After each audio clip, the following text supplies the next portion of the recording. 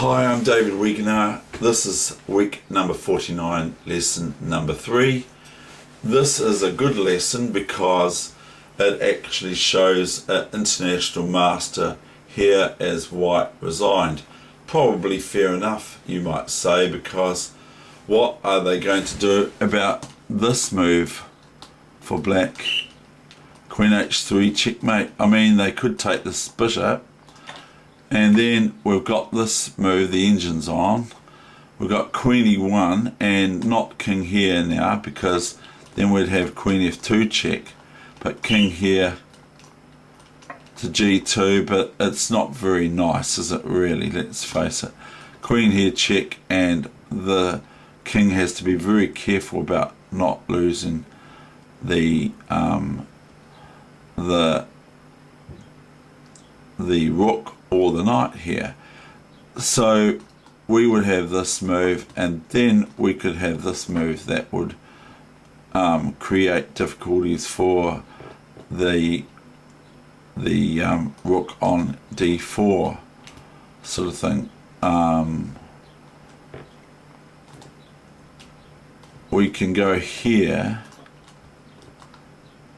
but the thing is, as soon as this happens, white's going to lose their rook to this check, this check, this check, and they're after the game. So anyway, so this position is quite unstable for white, let me say that. So for you to have a look at this position and consider, did the international master do the right thing by resigning? And this can add to, is it too early to resign yet? Or should white play on? Now, I would play on, but I'd be sort of like quite skeptical about what the heck's going on. I'm going to end up with some loose pieces at the end.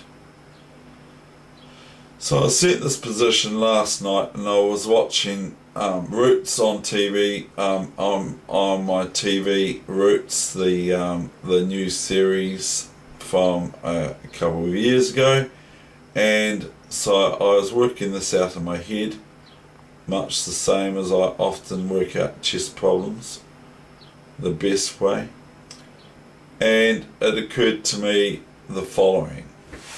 So now I'm going to show you the answer to what the international master should have played. Rook check.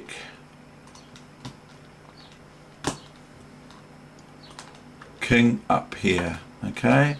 Now white could now take this bishop and hope that the resulting position's okay, but white now brings this rook not back to here, because then we've got queen f3 check and queen takes rook, but brings their rook right back to here, defending the h3 pawn from capture.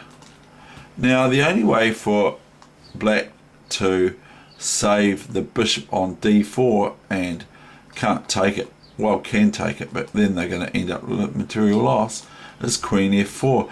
Now if queen g7, then knight e5 is quite a startler, because black can only capture this with the queen, the knight on e5 check, and otherwise after that, shortly thereafter, would be rook d4 favourable to white, because they've got so many pieces at the end.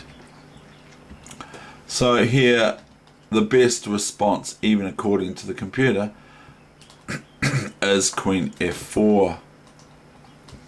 Then we have a wee little trick here, because if you can imagine the queen there and the bishop gone and the rook's gone, then knight check there is check, winning the queen or forking the queen on d3. So that's exactly what happens.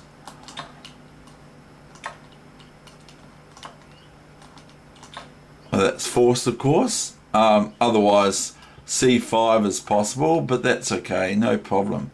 because this is an easy one for white with a piece up. So here comes the reply. Queen d4 takes d3, knight e5 check, king moves any, and knight d3 is the response. So, and this is 3 versus 5. This is still has to be 1, of course, and I'll probably bungle it. Ha ha ha. I will not.